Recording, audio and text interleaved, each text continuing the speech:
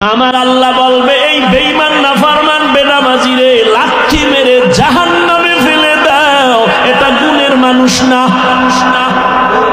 এর মধ্যে নামাজের গুণ নাই, তেলাওয়াতের গুণ নাই, জিকিরের গুণ নাই, আলেমদের মহাব্বতের গুণ নাই। স্পষ্ট হাদিস, রহমতের নবী বলেন, কিয়ামতের ময়দানে এক বান্দার ফয়সালা হবে, এরে জাহান্নামে নিয়ে যাও।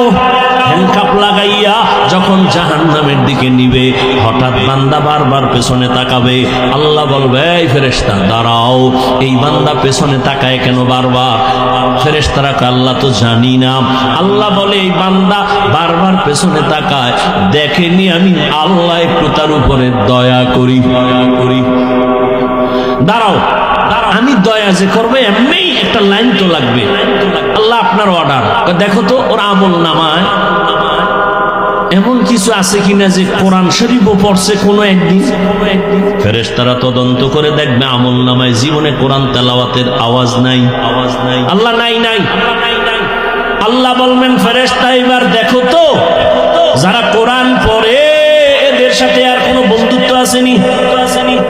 ফেরেশতারা আবার আমলনামা তদন্ত করে বলবে, আল্লাহ কোরআনওয়ালা যারা এদের সাথে এর কোনো সম্পর্কই নাই।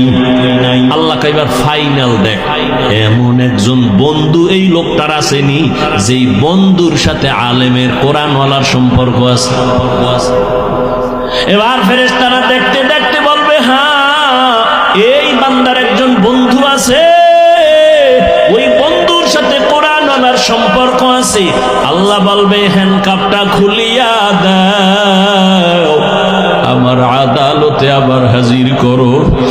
আমি আল্লাহ দয়ার মালিক, আমি বড় আদর করে মানুষ বানাইছি, আমি জাহান্নামে দেওয়ার জন্য বানাই নাই। আমি আল্লাহ জানি মানুষ বড় দুর্বল, এক সেকেন্ডের জন্য জাহান্নামের আগুন সইতে পারবে না। এর বন্ধুর সাথে যেমন আলেম কোরআনওয়ালার সম্পর্ক,